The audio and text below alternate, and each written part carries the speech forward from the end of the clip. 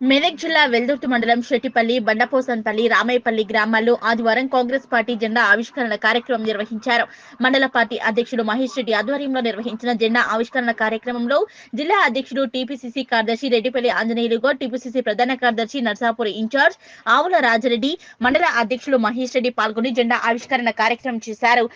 గ్రామాన కాంగ్రెస్ పార్టీ బలోపేతం చేశామని తెలిపారు. రాష్ట్ర ప్రభుత్వం ప్రవేశపెట్టిన అభివృద్ధి సంక్షేమ పథకాలను ప్రజలకు చేర్చాలని సూచించారు.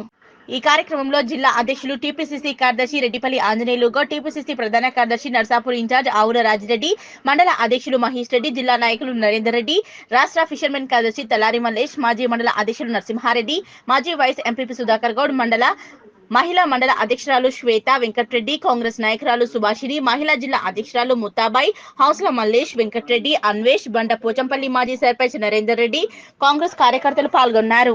10 సంవత్సరాలలో మీ కుటుంబానికి, మీ సోదరికి, మీ తండ్రికి, మీ వ్యవసాయ పొలానికి, మీ ఆర్థికంగా కానీ, సాంఘికంగా కానీ, సంక్షేమంగా కానీ ఏం లబ్ధి చేకూరుందో ఒక్కసారి ప్రశ్న చేసుకోండి. యువకులకు నేను ముఖ్యంగా అడుగుతున్నా, ఎందుకంటే విషయాన్ని అర్థం చేసుకునే శక్తి మీకుంది, చదువుకున్నారు కాబట్టి మీరు మీ ఇంట్లో ఉన్న కుటుంబ సభ్యులను జాగృతం చేయాల్సిన అవసరం ఉంది, వాళ్ళకి చెప్పాల్సిన అవసరం ఉంది. మరి ఏ చరిత్రలో ఎన్నడూ లేని విధంగా 2 లక్షల రుణమాఫీ భారతదేశంలో ఏ ప్రభుత్వం చేయలే, ఏ రాష్ట్ర ప్రభుత్వం చేయలే. మరి అంత పెద్ద సంకల్పాన్ని మరి ముఖ్యమంత్రి రేవంత్ రెడ్డి గారు నిర్ణయం తీసుకొని మరి ఈరోజు 2 లక్షల రుణమాఫీని చేయబోతున్నారు. ఇది ఎంత పెద్ద నిర్ణయమో ఒక్కసారి మీరు చర్చ చేసుకోండి, మీ మధ్యలో చర్చ చేసుకోండి. ఇది నిజంగా మరి ఆహ్వానించదగ్గదా, మరి నిజంగా గొప్ప నిర్ణయమా, సాహసోపేతమైన నిర్ణయమా ఒక్కసారి ఆలోచన చేయండి. మరి గత ప్రభుత్వం విఫలమైన దగ్గర మనం సక్సెస్ అయినాం, మరి ఇది ప్రజల్లోకి తీసుకెళ్లాల్సిన అవసరం మరి మీరు ఎంతైనా ఉన్నది. మరి అంతేకాకుండా ఈరోజు సంక్షేమ పథకాల 6 గ్యారంటీల్లో మీరు ఉచిత బస్సు ప్రయాణం మహిళలందరికీ, అది కూడా మరి మహిళలందరూ కూడా, ఇక్కడ ఉన్న మహిళలందరూ కూడా ఒకసారి ఆలోచన చేయండి. ఉచిత విద్యుత్ 200 యూనిట్ల వరకు ఉచిత విద్యుత్ ఇవ్వడం జరిగింది.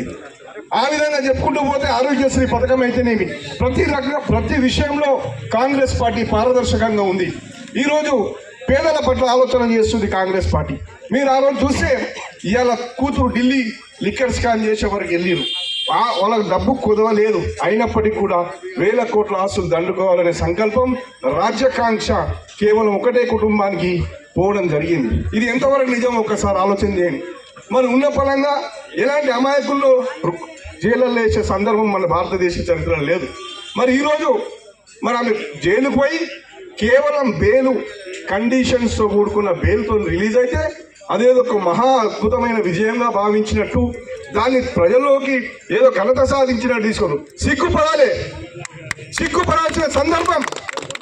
ఒక ఆడ మహిళ జైలుకు పోయింది ఎలాంటి కేసులో? ఒక లిక్కర్ కేసులో, మందు సీసాల కేసుల్లో జైలుకు పోయిందంటే తల దించుకొని ఇలా సమాజంలోకి రోడ్ల మీదకి కూడా రావాల్సిన వాళ్ళు వస్తున్నారంటే సిగ్గుపడాల్సింది పోయి దాన్ని మహా ఘన విజయంగా భావిస్తున్నారు. దానికి కూడా ఇక్కడ ఉన్నటువంటి బీఆర్ఎస్ మహిళా నాయకులు కూడా దాన్ని సంబరాలు చేసుకుంటూ ఢిల్లీ దాకా పోయారు.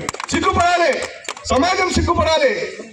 మనం తెచ్చుకున్న తెలంగాణ ఎందుకు తెచ్చుకున్నామని సిగ్గుపడాలి.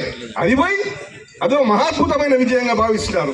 కాబట్టి ప్రజలారు ఒక్కసారి ఆలోచన చేయండి, పునరంకితం కాండి. కాంగ్రెస్ పార్టీ ఏదైతే చెప్తుందో, కాంగ్రెస్ వాడు పేదవాని గుండె తడుతుంది, పేదవాని ఇంటి పరిస్థితులను అర్థం చేసుకుంటుంది. ప్రభుత్వం నుంచి వచ్చే పథకాలన్నింటినీ, రాజ్య సంపదను పేదవానికి అందజేయాలని ప్రయత్నం చేస్తుంది. కాబట్టి ఇది ప్రచారం చేయాల్సిన బాధ్యత ఇక్కడ ఉన్నటువంటి. ఏంటంటే ఈరోజు కాంగ్రెస్ ప్రభుత్వం వచ్చిన తర్వాత ప్రతి ఒక్క సంక్షేమ పథకము గ్రామాన గడపకు వెళ్ళి వాళ్ళని గుండెలు తట్టే విధంగా మనం సైనికులక్క పనిచేసి కార్యకర్తలు రేపు పొద్దున వారధిగా నిలబడాలి. కాంగ్రెస్ వాళ్ళం అంటే కాలర్ వేసుకొని చెప్పే విధంగా మనం రేపు జరగబోయే ఎలక్షన్లలో మీ అందరి ముందర నేను మాటిస్తున్నా, చెట్టుపల్లి గ్రామంలో సర్పంచ్ కానీ ఎంపీటీసీ కానీ కాంగ్రెస్ వారు అయి ఉండాలి. కాంగ్రెస్ పరంగా మనము గిఫ్ట్ గా రాజన్నకి ఇస్తాము, అదేదో నేను ఇస్తాను కాదు. మండల ఏదైతే గ్రామ అధ్యక్షులు కానీ మీ అందరి నమ్మకంతో చెప్తున్నా, మీరు అందరూ కృషి చేసి ఈ గ్రామం నుంచి ఎంపీటీసీని సర్పంచ్ని కాంగ్రెస్ పార్టీ నుంచి గెలిపించి మనం రాజన్నకు అప్పగిస్తామని చెప్పి మీ అందరి పరంగా నేను మాటిస్తున్నా. రాబోయే రోజులలో కూడా మనం ఏ సంక్షేమ పథకం తీసుకొచ్చినా అది అందరూ కూడా గడప గడపకు చేరే విధంగా కార్యకర్తలంతా పనిచేయాలని చెప్పి కాంగ్రెస్ పార్టీ వాడు కాలరేసుకొని తిరిగే రోజులు వస్తాయి కాబట్టి మీరందరూ గట్టి నమ్మకంతో నేను మీ అందరికి చెప్తున్నా, జై కాంగ్రెస్. హామీలలో భాగంగా మనకు ప్రతి ఒక్క హామీని నెరవేర్చే దిశగా ప్రభుత్వం అడుగులేస్తా ఉన్నది. ఎందుకంటే వచ్చిన తర్వాత మనకు ఉచిత 200 యూనిట్లలోపు విద్యుత్ అయితేనేమి, 500 రూపాయలకు గ్యాస్ కనెక్షన్ అయితేనేమి, మహిళలకు ఉచిత బస్సు ప్రయాణం అయితేనేమి, ఆరోగ్యశ్రీ 10 లక్షల వరకు పెంపు అటువంటి పథకం అయితేనేమి, రుణమాఫీ పథకాన్ని కూడా అమలు చేయడం జరిగింది. అదేవిధంగా ఎన్నడూ లేని విధంగా ప్రతి గ్రామంలో మరి అమ్మ ఆదర్శ పాఠశాలల పేరు మీద గ్రామ పాఠశాలను కూడా అభివృద్ధి చేయడం జరిగింది. అదేవిధంగా మరి నిన్ననే మనం పేపర్లలో చూసినాం, ప్రతి గ్రామంలో ఉన్నటువంటి పాఠశాలలకు ఉచిత విద్యుత్ సౌకర్యము, అదేవిధంగా అక్కడ ఉన్నటువంటి స్వీపర్లకు గతంలో ఎన్నడూ లేనటువంటి నిధులు కూడా విడుదల చేయడం జరిగింది. ఇటువంటి పథకాలు ప్రజల మన్ననను చూడే విధంగా కాంగ్రెస్ పార్టీ చేస్తున్న ప్రతిపక్షాలకు ఏం పని లేదు, వాళ్ళు చేయని పనులు చేస్తున్నా వాళ్ళకు బుద్ధి లేకుండా ఇష్టరీతిగా మాట్లాడుతూ ఉన్నారు. మిగతా రాని వాళ్ళకు కూడా ప్రభుత్వం ఇస్తామని మాటిస్తూ ఉంది. కాబట్టి ప్రతి కాంగ్రెస్ కార్యకర్త సగర్వంగా గ్రామాల్లో స్థానిక సంస్థల్లో మనం ఎన్నుకునే విధంగా మన ప్రజాప్రతినిధులు కాంగ్రెస్ పార్టీ ఉదే విధంగా మన పథకాలను ప్రజల్లోకి తీసుకువెళ్ళి కాంగ్రెస్ పార్టీ జెండా ఎగరేసే విధంగా కృషి చేయాలని అందరికీ కోరుకుంటూ జై కాంగ్రెస్. మరి శుభాకాంక్షలు తెలియజేస్తూ సుదీర్ఘమైన చరిత్ర కలిగిన కాంగ్రెస్ పార్టీ జెండా ఈరోజు ఆవిష్కరించడం అనేది చాలా ఆనందించదగ్గ విషయం.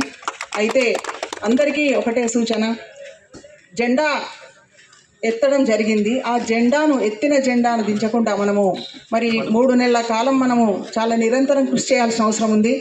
ఎందుకంటే దురదృష్టకరం ఏంటంటే మనము మరి సోదరుడు ఆవుల రాజిరెడ్డి గారిని మరి ఎమ్మెల్యే క్యాండిడేట్గా మరి మనము చాలా కృషి చేసినాం కానీ గెలిపించుకోలేకపోయినాం. కాబట్టి మీకు తెలుసు రోజు ఏం జరుగుతుంది బయట. మరి నిరంతరంగా పాపం పట్టిన కత్తి దించకుండా మరి నిరంతరం ప్రజల్లో ఉండి రాజన్న గారే కాదు మేమందరం కూడా తనకు తోడుగా మరి కష్టిస్తున్నాము. ప్రతి దగ్గర మరి మీకు తెలుసు ఎంతో అవమానాలు ఎదురవుతున్నాయి. మేము కష్టించే క్రమంలో ప్రజల కోసం మేము తిరుగుతుంటే మమ్మల్ని అవమానాల పాలు గుర్తు చేస్తున్నారు. ఈ అవమానాల పాల నుండి మనందరం, మన కార్యకర్తలు కానీ మన రాజన్న గారు కానీ అందరూ బయటపడాలంటే స్థానిక సంస్థల్లో మనం అందరం కూడా తప్పకుండా ప్రతి గ్రామం నుండి కూడా మన వారిని గెలిపించుకున్నట్లయితే తప్పకుండా మనకందరికి కూడా మేమందరం ఆ కార్యక్రమాలలో పాల్గొనడానికి ఈ ప్రోటోకాల్ సమస్య లేకుండా ఉంటుంది. కాబట్టి మీరు ఆ దిశగా అందరూ కూడా యువత ఇక్కడ చాలామంది ఉన్నారు కాబట్టి నేను ప్రత్యేకించి మీకు చెప్తున్నా, మీరు ఒకటి అనుకున్నారంటే తప్పకుండా సాధించగలుగుతారు. కాబట్టి మీరు ముందుండి తప్పకుండా ఈ కాంగ్రెస్ పార్టీ యొక్క పథకాలన్నీ కూడా మరి గడప గడపకు ప్రభుత్వం ఏం హామీలు ఇచ్చింది, ప్రభుత్వం ఏర్పడక ముందుకు మరి మేనిఫెస్టోలో ఏం పెట్టారు, ఇప్పటిదాకా ఏం అమలు జరిగినాయి, ఇంకా రాబోయే కాలంలో అమలు జరగబోతున్నాయి, మిగతావి కూడా అన్ని అతి త్వరలోనే నెరవేరబోతున్నాయి. కాబట్టి వాటిని ప్రతి ఇంటికి గడప గడపకు చేరవేసి పార్టీ యొక్క గొప్పదనాన్ని, పార్టీ చేస్తున్న పనులను ఇవన్నీ కూడా మరి ప్రజలకు అర్థమయ్యే విధంగా ప్రతి ఇంటికి చేరవేసి మరి సెట్టిపల్లి గ్రామానికి పిలిచిన మండల్ కాంగ్రెస్ అధ్యక్షుడు సోదరుడు